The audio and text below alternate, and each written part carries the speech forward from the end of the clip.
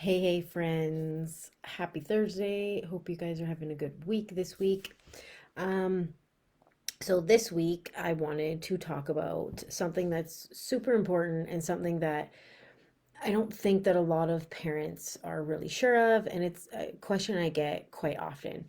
So it's something that I really wanted to touch on, and that is, when do I start sleep training?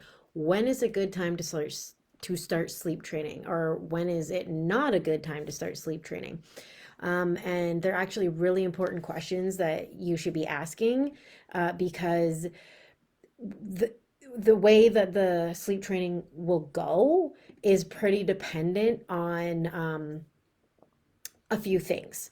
So you want to be sure of, I'm going to give you three tips, although I could go on and on, because there's lots of things that you need to be sure of. But these are the most important things. And if you have these things in place, then I say by all means, go for it. So tip number one would be, will you be around? Will you be around? Are you about to go on vacation? Are you about to start a new job and therefore your child is going to be going into daycare? Or maybe you are needing a parent or someone else to be watching your child. Um, that is not really an ideal time to start sleep training. You really want your little one to be in their own bed for the sleep training process. And that is important because this will be a lot of change for them. They'll be used to one way of sleeping, and you're going to be changing that. So you want to try to keep some things recognizable to them, such as their own bed. If you're about to go on vacation and you're just starting sleep training and then you go on vacation, that can really mess with it can really mess with them, from the traveling part aspect of it to not sleeping in their own bed, to being around new people or maybe around people they just don't see very often. That can be a little bit hard for a little one. So you want to make sure that you keep their stress level low when you're doing this, as low as you can. And sleeping in their own bed can really help with that, because it's something that they know. They know that this is their bed and they can get used to sleeping in that bed. And they know that when they go in that space, that means it's time for sleep. So therefore, it is also a really good, what I call and what other sleep trainers call a good sleep habit, because they see when they go into this crib, oh, it's time for bed. They know that when they're getting into this crib, that means it's time for bed, and it actually can invoke them to become tired, because it's telling them this is time for bed. So yeah, so if you're gonna start sleep training, it is very ideal to make sure that you will be home for this process for at least a couple weeks.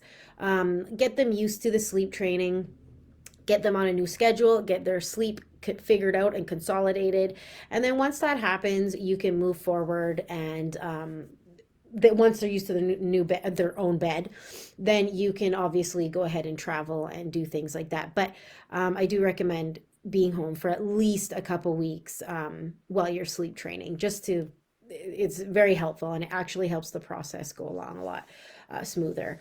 And then the second tip that I have for you guys would be, how is your little one? And what I mean by that is, how are they physically? How are they mentally? How are they developing? If your little one is sick, and I don't mean just like a little sniffle, I mean like sick, sick. Maybe they have an ear infection, or something is going on that's really kind of making their days hard. They're grumpy and tired, and that's not always the best time to start sleep training. That being said, though, if you are in the middle of sleep training and your child becomes sick, it's up to you to determine if you want to move forward or if you want to pause the process and wait until they're better to continue. But most of the time, it's okay. Most of the time, there should be no worries. It's usually when they're really sick is when you will want to pause the process. But you have to determine that. You know your baby best, and you have to be the determining, can I speak today? Factor of what if you want to move forward or pause the sleep training.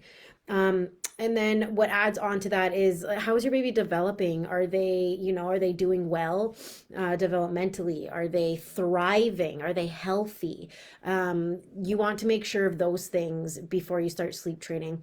I know a lot of people who have babies that have reflux and things like that, and that can actually, if your baby has reflux, it can be really hard to sleep train them because they need to be upward and they need to be burped and stuff. They can't be laid down um, when they can't be laid down right away awake sometimes because they need to be burped.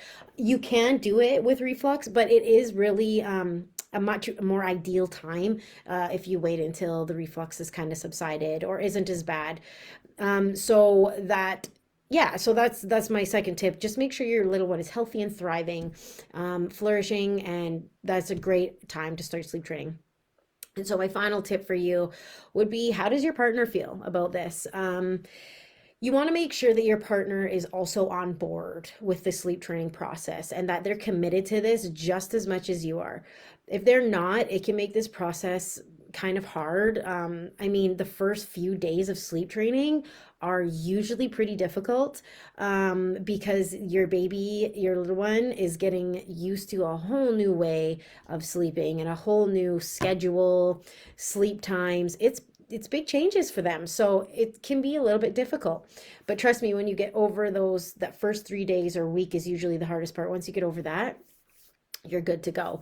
And you'll be so thankful that you followed through with it and stayed committed.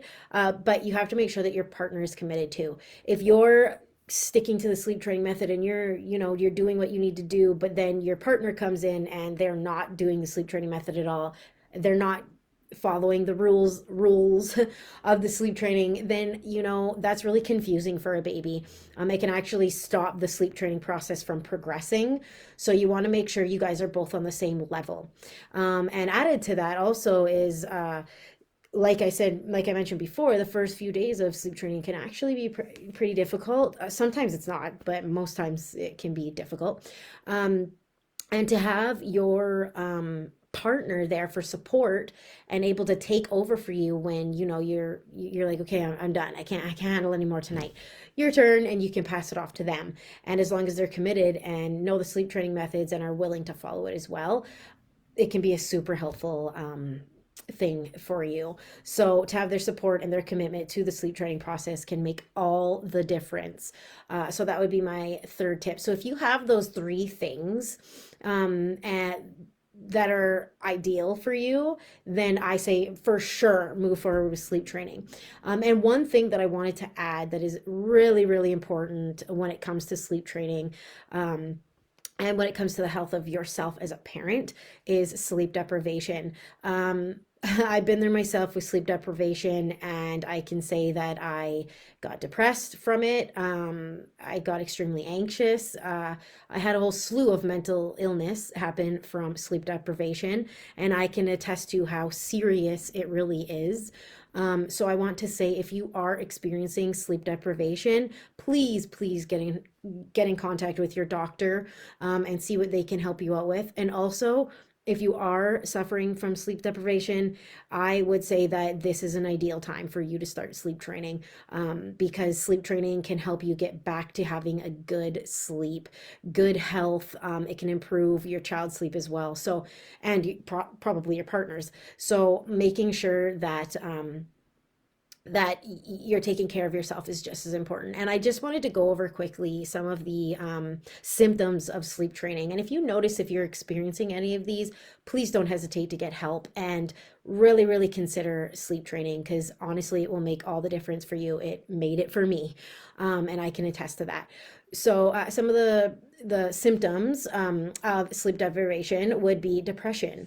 Are you starting to feel depressed? Are you starting to feel like really down all the time, not really happy? If you don't know what depression is, please go look up the definition of it, just so you know the exact terms, because some people can think they're depressed, but they might just actually be stressed out or sad. Depression is something pretty serious. So if you don't know the exact symptoms of depression, please look those up. Some other symptoms of sleep deprivation would be you're absent-minded. You're just, you're you're kind of like I don't know the exact word that I would use for it, but absent-minded is the best word I can say. I totally been there where I'm like trying to fill my cup up with water and I'm putting it in the microwave instead. I'm like, okay, whoa, okay, I think I'm tired. So that's another one. Clumsy. Some people are just naturally clumsy. Sometimes I can be clumsy, but if you're experiencing more than usual clumsiness, then that can be a sign of sleep deprivation. Hazy, foggy minded. That's another symptom of sleep deprivation.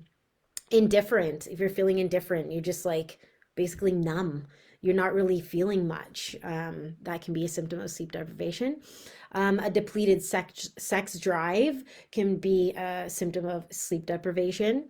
A heightened appetite. You're eating a lot more than you're used to.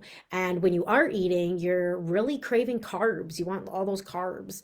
Those are both also symptoms of sleep deprivation. So if you're experiencing any of those, please don't hesitate to get in touch with your doctor, as I've said before. And please really consider if this would be a good time for you to start sleep training, because if you're having those symptoms, something that needs to be taken care of for sure. And getting your child sleeping properly so you can start sleeping properly is probably the best thing you can do during that time, or one of the best things, I should say. Anyways, that's all I have for you today. If you guys like this video, please give it a thumbs up, and there will be a link in the description for my group. It's called Sleep Little One.